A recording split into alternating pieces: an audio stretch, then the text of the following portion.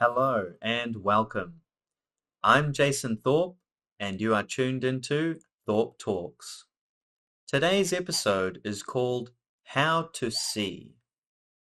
Keep that with you as you have a listen and have a think. It's all about perspective. And without further ado, my previous video, we took a look at Socrates in ancient Greece. Today, the journey is to the east, to ancient China, and still around that same time period of about 500 BC, thereabouts, long time ago.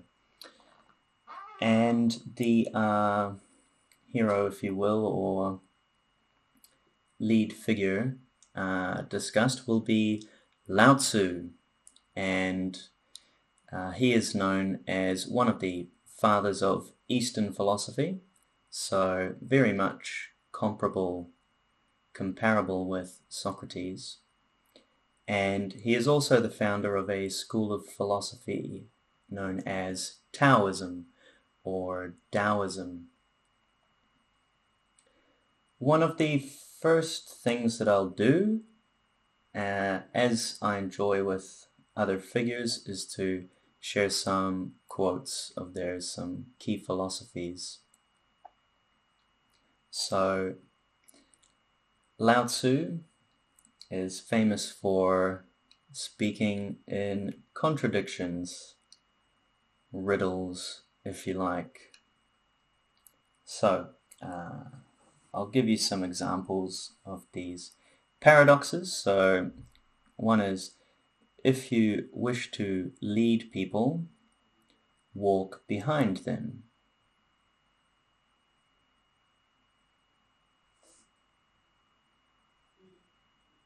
Yeah, you see what I mean? How exactly does that work? That's okay.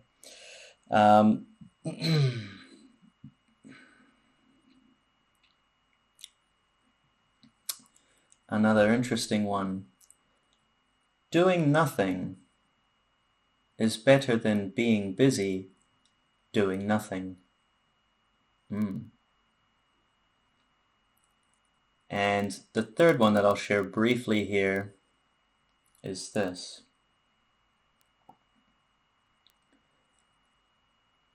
The wise person is one that knows what they do not know.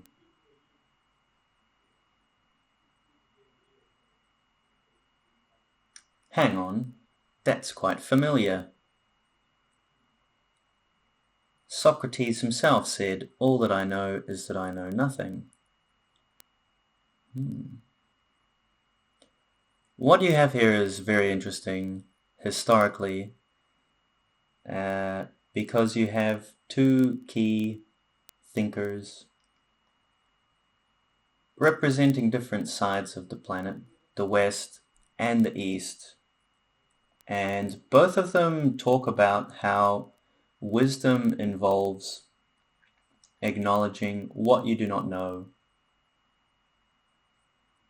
as opposed to what you might expect as knowing everything.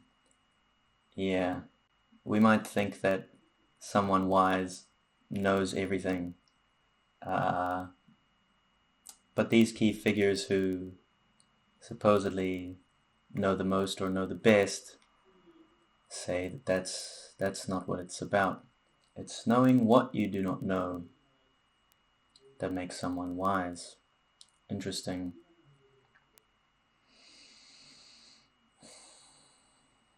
What I need to do now is bring up a visual image for you. So if I do this, shrinky over here, and I might be able to just go like this. Bump, bump, bump. All right. What you see before you, the symbol of yin and yang, this symbol represents the philosophy of Taoism. So this is the symbol that Lao Tzu learned from himself, I would say, and used for his book, the Tao Te Ching. This is an old symbol, 3000 BC, 5,000 years old, this symbol, when it's seen earliest. There's a lot to it, and this is the reason why today's video is called How to See. Because this symbol gives a very real way to view everything and anything and everything in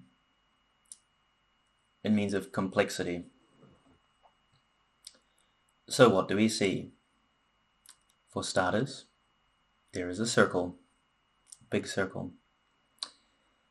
And then you have a couple of like teardrops, or maybe comets. Maybe it looks like a comet. Or a tadpole. Maybe there's two tadpoles smushed into a small circle. And then there's two other small circles at the center, like the nucleus. And there are two different colors used here, black and white. That's nice and simple. I'm hesitating here on how to begin because it is a very simple symbol, as I've just described it. That's quite simple. But ultimately, very complex. And wanting to still keep things simple, but still gain some grasp of the complexity. That's the challenge here. If you talk about things within yin and yang, it's about how things exist in opposites. And you can't really talk about one thing without talking about its opposite. So, for example, light and dark, okay? White and black. Day and night. You see things like order and chaos, softness and hardness, dryness and wetness, heat and cold. So all of these things that exist have opposites.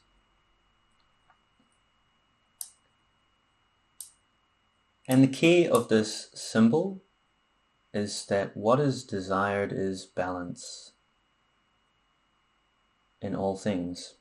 So it's not that light is good and it should be daytime all the time, because darkness has some redeeming qualities and the nighttime its own charms.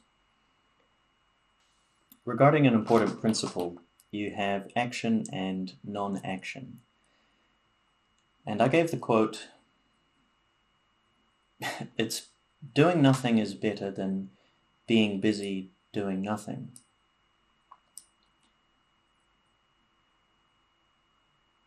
And a common thread of what Lao Tzu tries to teach is for people to relax more, slow down more, stop trying to manipulate all things around you to your favor, stop being so active, right?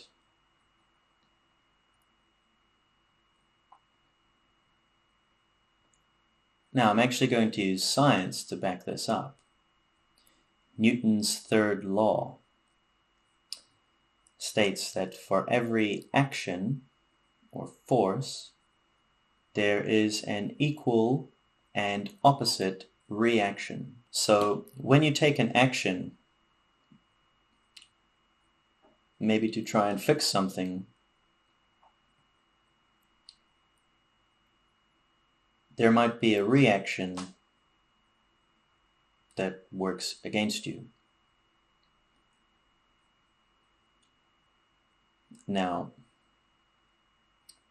in politics, that's very important, or any position of leadership or management.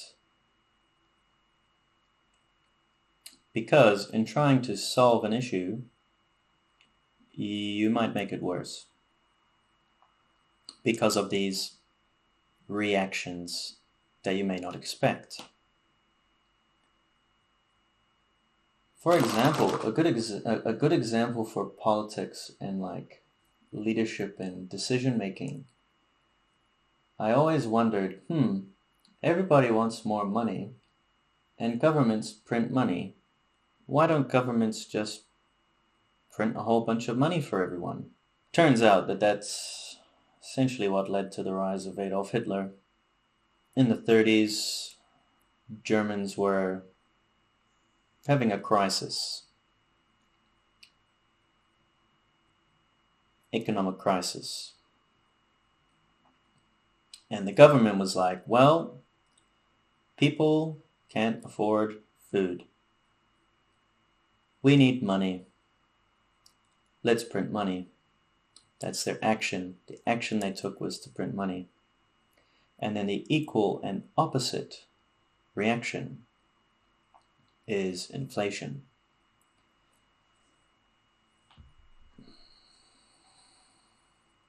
And so they printed all this money, and then all the money that people already had became worthless. Why? How does that work? Well, I won't explain to you the economics of inflation. Just Google inflation and see what you can find there. But the point is, an action was taken, printing money. The intention was to solve a financial crisis. The equal and opposite reaction was that the financial crisis became so much worse. So much worse. Right? And this is the saying. Someone went to the bakery with a basket full of money, right?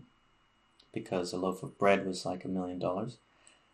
They left the basket outside on their way talking to someone, and their basket was stolen. Not the money, but someone stole the basket. Right? So there are cases like this all over where people have good intentions, try to solve an issue, and make it worse. Because for every action, there is an equal and opposite reaction. Right? So, doing nothing is better than being busy doing nothing. Interesting. Order and chaos. Order and chaos are my favorite things to discuss when looking at yin and yang, because it's so clear how these principles interact with each other. Order and chaos. Okay. So, typically, white, the yin, represents order, or control, or authoritarianism. Okay. And the black yang represents chaos,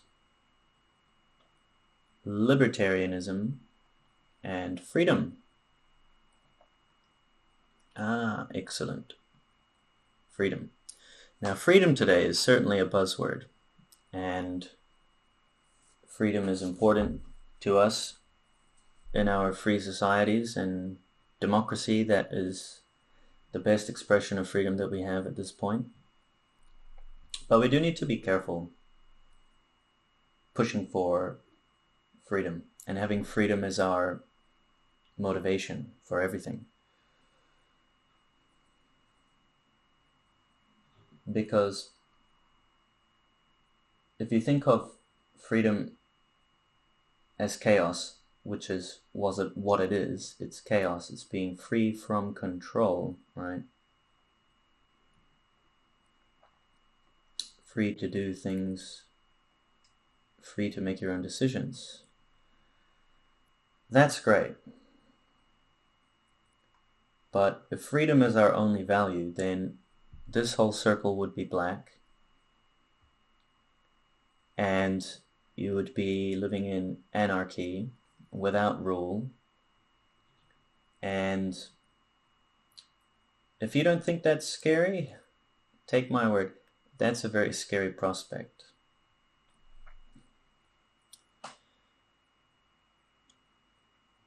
Simply because,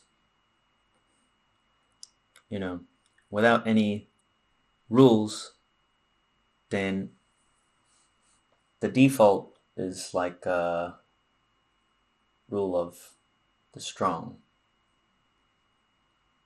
And if everyone's free to do as they will, then those who are strong are the most free and can easily take advantage of the weak. So what do we have in our society that makes us free, right? And being free from crime and free from violence, well, that is order and that is control and authority. So, when you establish order, you reduce freedom, right? But it also creates freedom, meaningful freedom.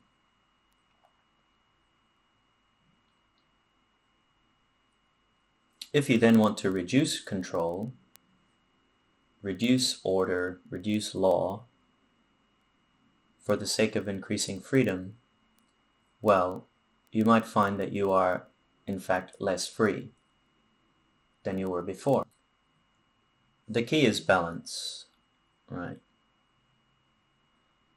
And the balance is between freedom and security. It's the control and it's the order and it's the laws that bring security.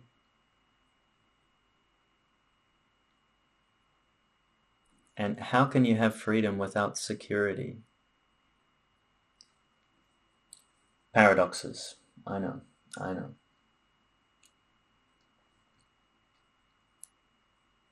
Well, the last thing that I really want to touch on here is going to be referencing an old nursery rhyme.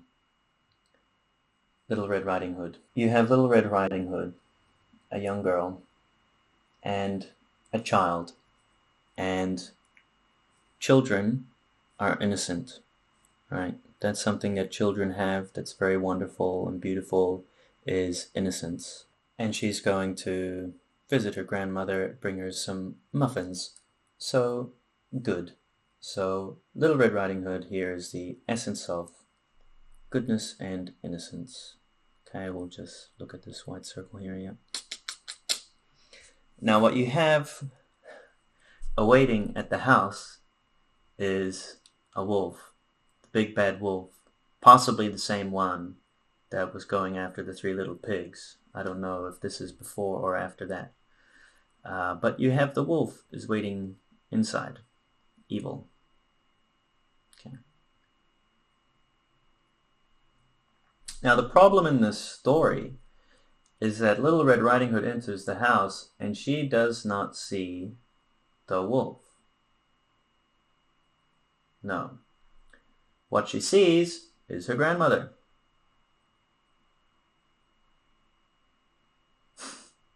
Her clothes at least, for the wolf has put them on.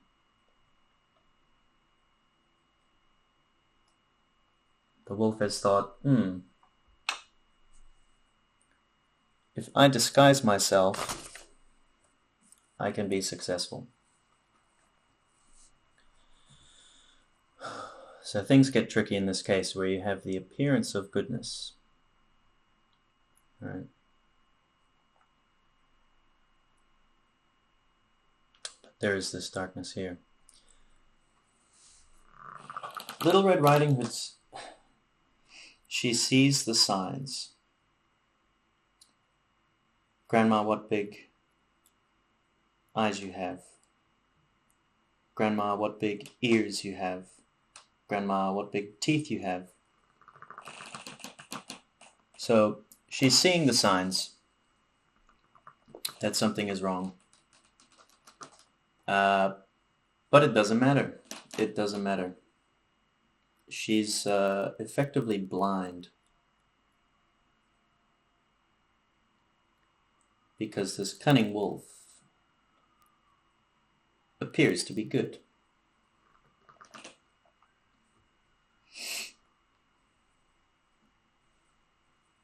And so in that case, the predator catches the prey because the predator becomes prey, non-threatening. You also have a wolf in sheep's clothing. Everyone feels that they know what is good and what is evil. Seems obvious to us. But what's not obvious is that evil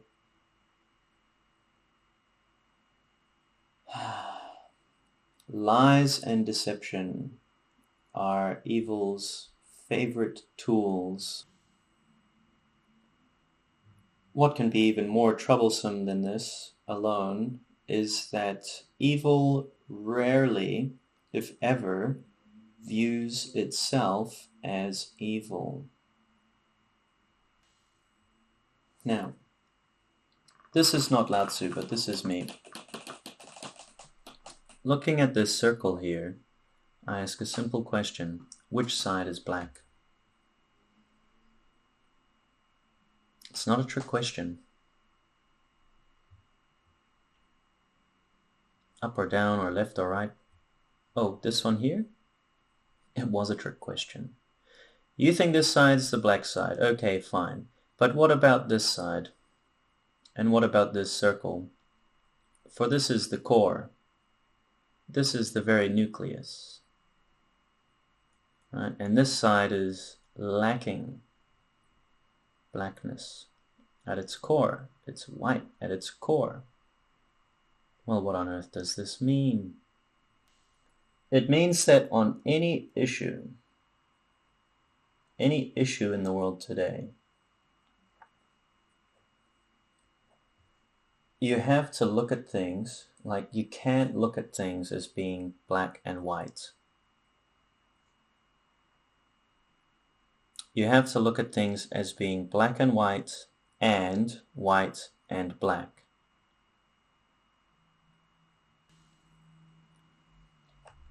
Any issue that you have some sense of certainty on, if it's clear, white and black, politics, for example, if politics is black and white to you, then here's what I would suggest. Like politics is typically left and right, left wing, right wing, and it's a spectrum. Okay, great. Progressive and conservative, right? I mean, those terms can be put into yin and yang. The order and the control, let's say, and the authority, I'll assign that conservative. And then blackness, the chaos, I would assign that progressive. Reason being that conservatism is about the current state of things and maintaining that. And progressivism is about changing. And I mean, the word suggests moving forward, but that doesn't mean that moving forward is what you're actually going to do. For every action, there is an equal and opposite reaction. However you are, fine.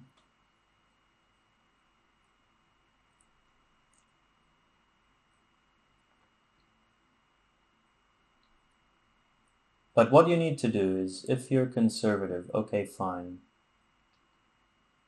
If that's what's great for you. You would then be looking like this. You're on the white side, and that's the black side. You have to look at the side that you support, assuming that there's gonna be some bad stuff there. Okay. And then the other side that looks all wrong and bad to you, you have to look at that as though there's some good things there, some good things to offer. Yeah.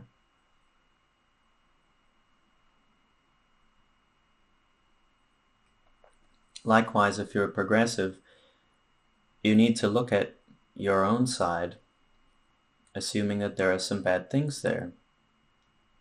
And then you need to look at the other side, which you would view as bad, and assume that there are some good things there. Because ultimately what you have here is it's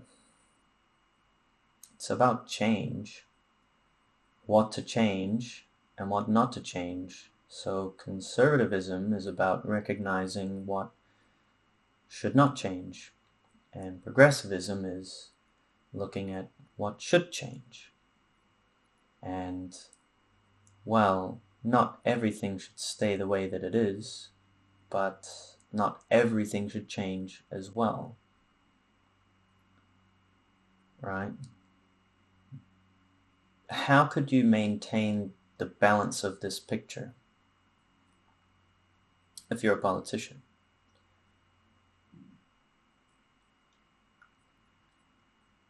Like, if you're fully progressive, then, you know, freedom, chaos, that's what you want to move towards. That's fine. But just recognize that if you don't have any balance there, then ultimately in the quest for freedom, you would lose all security. Likewise,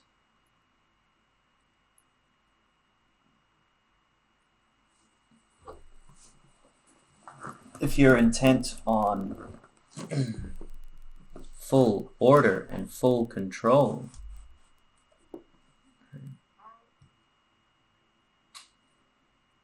then people might be secure in some sense, but with no freedom, what kind of security is that?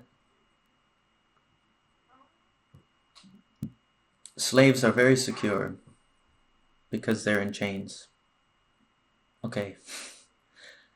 Okay, so security is not the be-all, end-all. Freedom.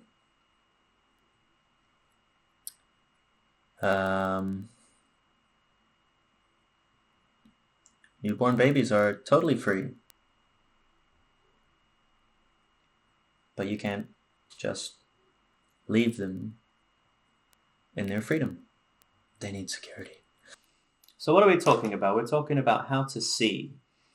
And what I propose is not to see the world in black and white, but to see it in black and white and white and black. If you see the world in black and white, hey, okay, but your certainty on things, right? It's people that don't know anything that think they know everything.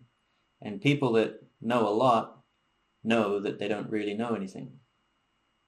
Okay? Contradictions, confusion, yeah, that's good.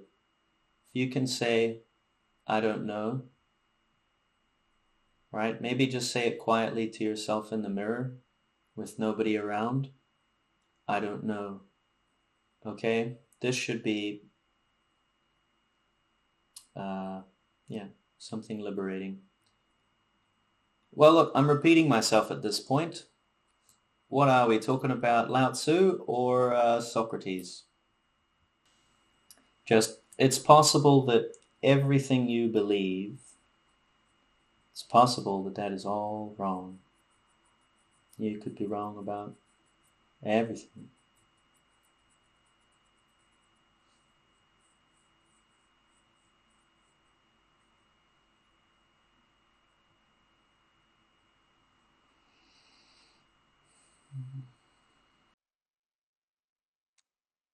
How's that for a conclusion? That is it for us today. Some may feel I've said too much, others too little. Some may feel, if you were listening, confronted, others comforted. Either way, I don't mind.